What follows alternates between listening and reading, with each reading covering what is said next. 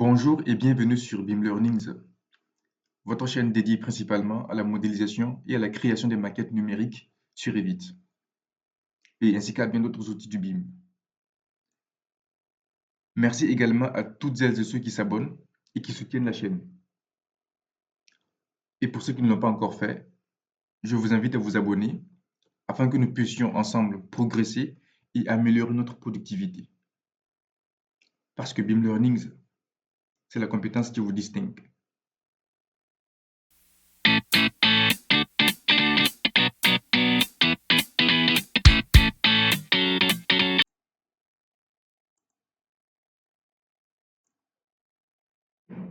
Aujourd'hui, nous allons voir comment traiter les incohérences sur le modèle analytique. Alors, qui parle d'incohérence du modèle analytique parle ici des défauts d'alignement, par exemple, liés au modèle. Donc, je le disais précédemment que on a beau avoir un modèle physique qui est bien réalisé, mais si on ne vérifie pas correctement le modèle analytique, on peut avoir notamment des surprises désagréables lorsqu'on va importer notre fichier, notre modèle analytique sur un logiciel de calcul.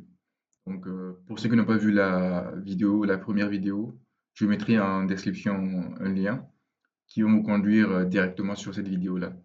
Donc ici, pour vous montrer rapidement, je peux ouvrir en fait le modèle 3D et vous allez constater que la structure paraît correcte en ce qui concerne l'alignement des poteaux, des planchers et tout.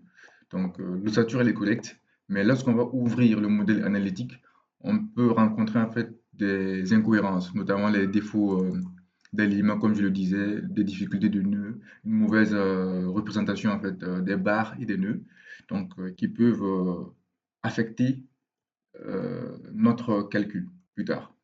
Donc, qu'est-ce que j'ai fait tout d'abord? J'ai créé par ici, j'ai créé une vue, j'ai dupliqué en fait la vue du rez-de-chaussée.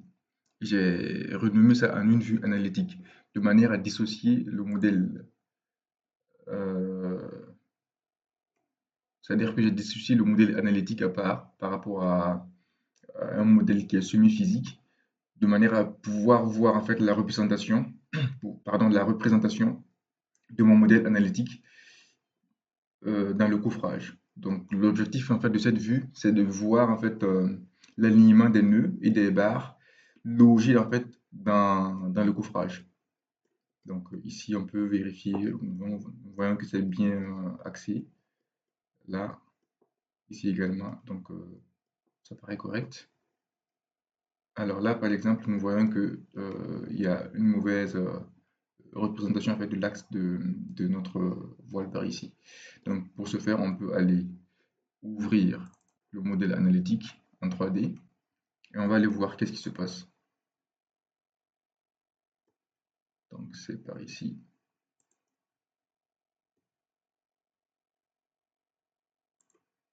Vous voyez que ça a été mal représenté.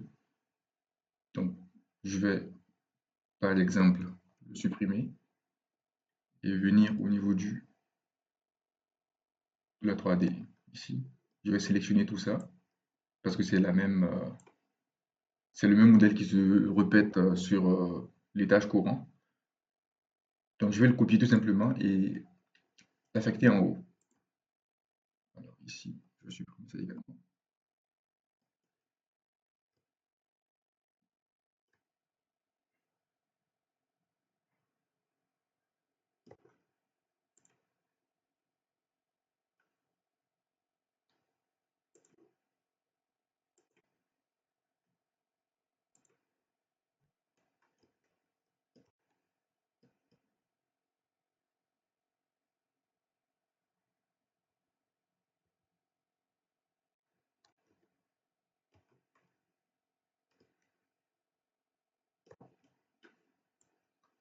Donc voilà, je vais le sélectionner et au lieu de le copier et de l'associer à la vue courante, je vais rester là sur la 3D,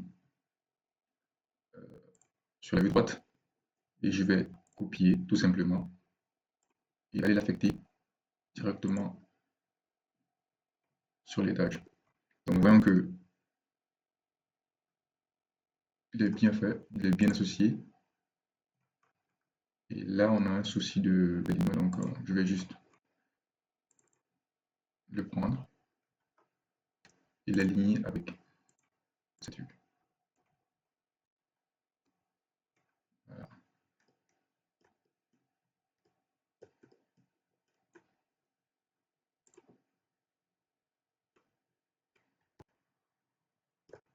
Je vais faire pareil pour les autres.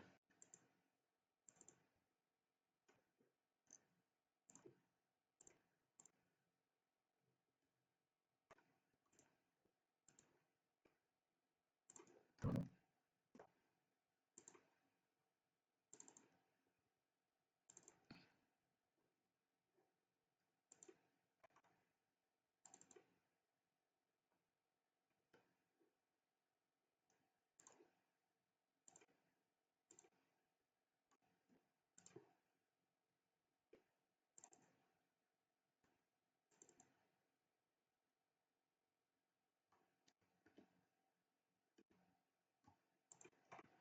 On va faire attention pour ne pas en fait décaler le panneau. Donc on va juste se mettre bien droit ici et pouvoir afficher les lignes sur tendance.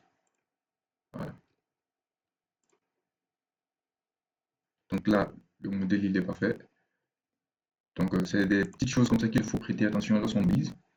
Euh, sur le modèle physique, il peut y avoir que il peut se trouver qu'il n'y a pas d'erreur, mais par rapport à la vue analytique, il y a beaucoup de petites incohérences. Donc ici, je pense qu'on va revenir là, à ce niveau, et vérifier notre modèle. On peut constater qu'il a l'air parfait ici. Donc la vue analytique, elle est très bien représentée, donc il n'y a pas de souci. Donc on va aller sur l'étage courant, c'est-à-dire le premier étage, et de voir les autres modèles. Donc ici, constatons que alors, pour bien visualiser le modèle, je vais ouvrir l'étage courant. Donc ici, nous sommes sur la vue analytique. Donc je vais ouvrir la vue analytique par là.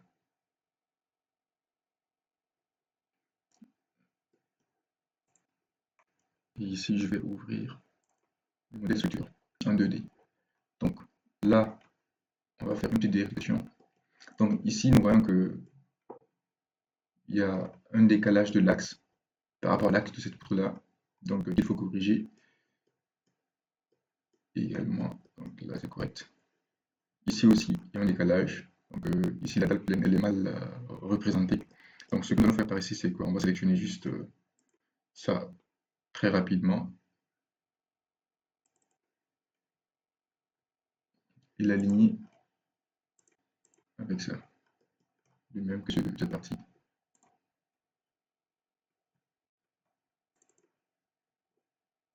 Alors, faire attention pour ne pas modifier.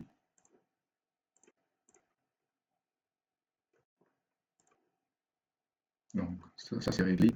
Donc on peut également voir par ici, constater que c'est le même modèle sur lequel on travaille. Donc on peut cliquer sur ça et venir le voir que c'est l'axe. Il est bien axé par rapport aux éléments structurels. Donc, ici également nous avons ce même souci. Donc on va faire ça. Donc là c'est en l'occurrence la poutre qui n'est pas bien alignée. Donc je peux à travers cette poutre là juste le tirer à travers la flèche jaune. Je le tire tout simplement, je l'amène vers là.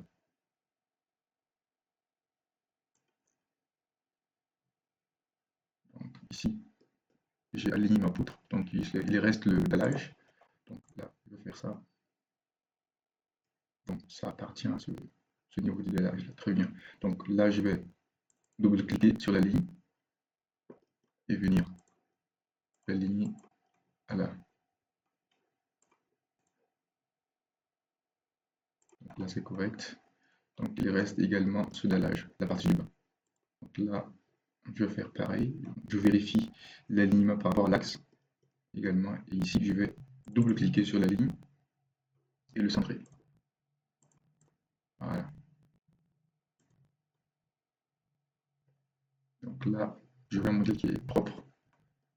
Donc ici aussi, on a ce souci-là. Donc On va aller voir après sur la 3D qu'est-ce qui ne va pas à ce niveau et le résoudre. Donc on continue par rapport à la vérification. Donc là, c'est parfait, c'est correct. Donc on va aller voir quelque part vers là. Ok, là nous avons un dallage. Donc en fait, le souci avec le dallage, on ne peut pas en fait le tirer.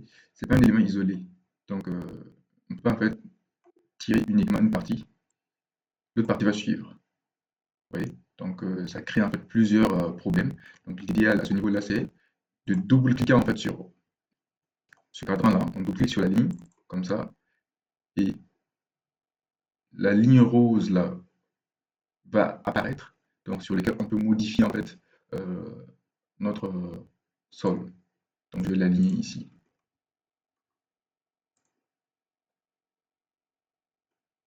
On peut voir que ça a l'air parfait. Et je vais vérifier ici aussi si ça respecte en fait les règles d'alignement par rapport au nœud et aux barres. Donc je vois que c'est correct, c'est OK. Donc je vérifie également à ce niveau pour m'assurer que c'est propre. Donc je vais aller voir sur la vue analytique en 3D pour voir si c'est correct. Donc c'est une double vérification. Donc ici on avait un élément là. Donc voilà, donc il est isolé. Donc qu'est-ce que je vais faire par ici? Je vais supprimer en fait ce semblant de sol là. On a bien ça. Et qu'est-ce qu'on va faire? On va sélectionner les autres vues. Donc il y a plusieurs manières de résoudre en fait ces incohérences là. On peut en fait l'aligner à la vue courant. On peut en fait sélectionner en fait l'étage 1 à ce niveau et partir le coller, l'option de collage. Donc à la vue actuelle, on ouvre la vue et puis on part le coller, soit on se casse pas la tête, on se met là et on copie tout simplement et on colle au-dessus. Donc là on constate qu'en fait les étages n'ont pas la même hauteur. C'est la raison pour laquelle on trouve que il y a un petit débordement à ce niveau-là. Donc on n'a pas la même hauteur courante sur les différents niveaux. Par exemple, pour laquelle on a un rez-de-chaussée là et un étage courant. Donc, ça veut dire que les étages courants ont une hauteur qui est largement un petit peu supérieure par rapport aux autres. Donc ici, je vais faire la même opération. Je double-clique et je l'aligne par rapport à ce niveau. Et je valide. Je double-clique également et je l'aligne. Échappe et je valide. Donc là, il va me rester cette vue. Donc ici, je vais répéter la même opération.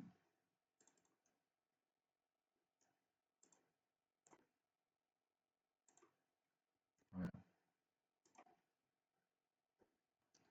Je pense que ça a l'air OK par rapport à là. Donc ici, alors tiens, il me manque un petit plancher à ce niveau. Donc là, je constate que j'ai un plancher, un sol analytique à ce niveau qui est vide. Donc je vais, peut-être que je l'ai supprimé par une advertence. Donc ici, je vais aller dans analyser.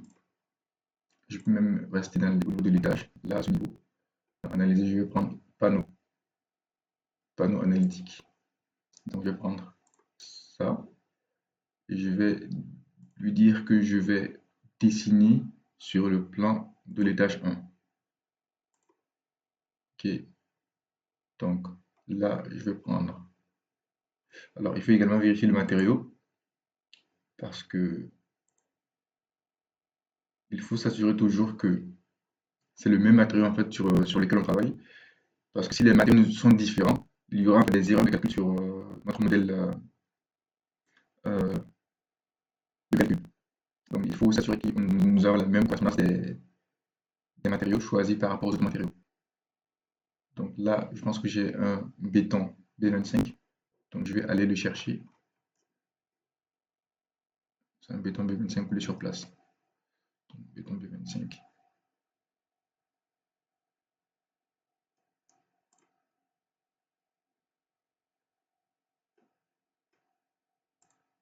Donc, je vais prendre ça. C'est ce matériau-là. clique sur OK. Donc là, je clique par rapport à l'axe.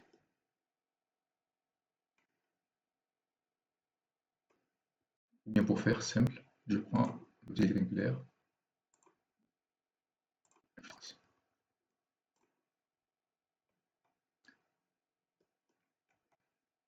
Alors là, je vois que ça ne suit pas. Je vais également corriger cette partie, mais d'abord, on va aller voir en fait qu'est-ce qui se passe ici sur la vue 3D. Donc, je constate que j'ai un problème de décalage par rapport à ce plancher-là. Donc, c'est à corriger également. Donc, là, j'ai ma poutre. Très bien. Je vais lier ma poutre avec le poteau.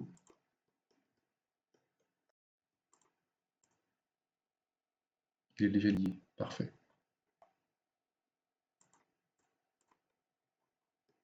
Ok, donc ce que je vais faire ici, c'est simple.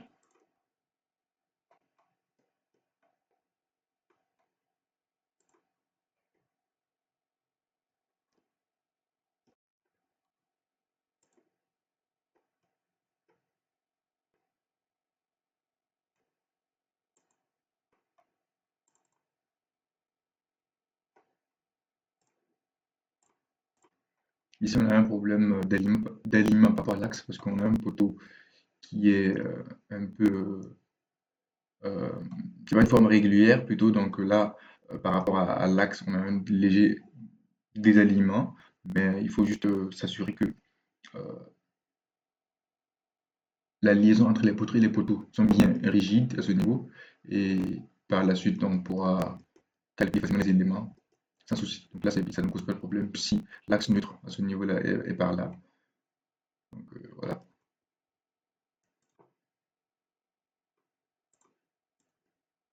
Dans tous les cas, on le saura s'il y a un souci au niveau du logiciel de calcul plus tard. Pour l'instant, c'est propre, c'est OK.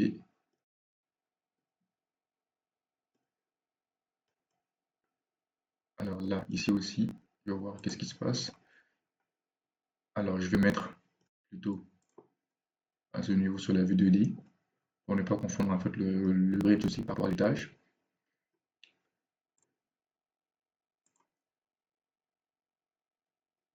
Là également, je vais sélectionner les deux vues parce que sur l'étage courant, j'avais supprimé en fait, le sol analytique à ce niveau. Donc, je vais le remettre. Donc, je vais copier et peut-être aller venir là sur l'étage courant et le coller à la virtuelle. C'est une autre manière aussi de travailler. Donc, là, j'ai remonté l'affiché. Donc, je vais aller voir ici. Ok, c'est parfait. Donc, pour ce faire également, je peux sélectionner cette partie, comme ce que j'ai fait précédemment.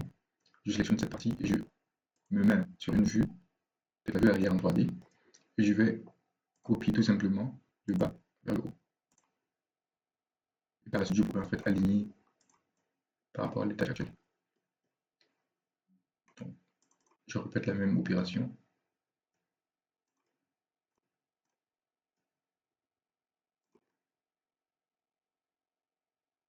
Je fais une petite rotation pour mettre sur l'autre vue.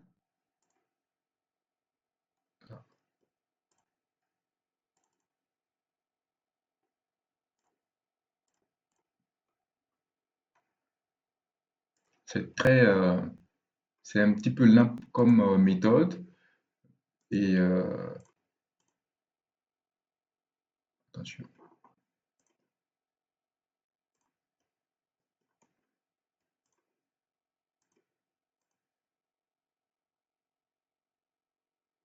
Ok. On va voir qu'est-ce qui se passe par là.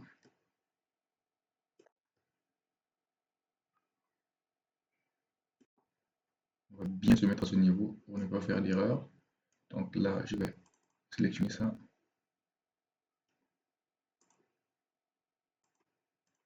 Et la ligne, comme ça. Parfait. On a cette liaison rigide aussi. Donc, cette liaison rigide, je vais me mettre en 3D, en 2D, pardon. Et ici, je vais faire quoi? Alors, ce n'est pas assez clair. Les deux éléments. Ok. Alors, je vais tirer sur le bord rouge de ma poutre et l'amener à là. J'espère que il est bien axé.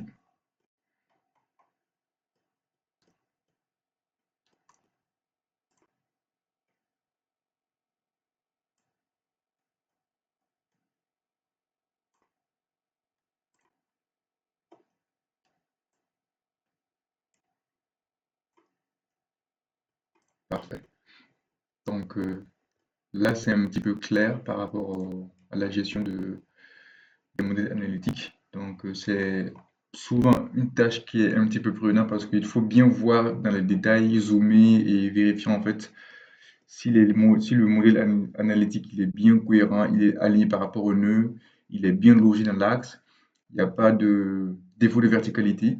Donc, c'est des petites choses qu'il faut vérifier au préalable. Et par la suite, dès qu'on finit ça, on peut appliquer les charges maintenant et puis exporter notre modèle, si on veut, sur un logiciel de calcul tel que Cretec, Robot, CIPCAD, si on veut. Mais dans cette vidéo, on verra comment l'exporter à travers Robot. Parce que sur Robot, nous avons l'interopérabilité entre les deux modèles, entre les deux logiciels, pardon. Donc voilà un petit peu grosso modo ma manière de gérer en fait ce modèle. Il y a également une autre méthode, c'est de modéliser élément par élément en faisant afficher le modèle, mais moi j'ai fait niveau par niveau. Donc avec le script Dynamo, on peut facilement le faire, mais il faut faire attention par rapport à la gestion des nœuds et puis des barres. Donc c'est des petites choses qu'il faut voir au préalable et s'assurer que une fois que le modèle est parfait, on l'exporte sur Robot. Sinon, si vous exportez ce modèle-là sur Robot avec les défauts d'incohérence du modèle analytique, il va falloir que vous supprimez des éléments, des poutres, des poteaux et remodéliser parfois. Donc, ça prend du temps et l'idéal, c'est de le faire ici sur Revit. Et dès que le modèle est une fois exporté sur Robot, vous appliquez les charges là-bas et vous lancez le calcul. Donc, et après, facilement revenir euh, ramener le modèle sur Revit et faire des détails de calcul. Donc c'est un petit peu ça.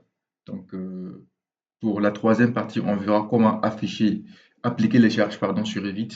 Et c'est optionnel, hein, c'est une partie qui est optionnelle si vous voulez. Donc appliquer les cas de charges, les combinaisons de charges. Et par la suite, on va lancer les calculs maintenant sur Robot. Merci et n'hésitez pas à vous abonner et à très bientôt.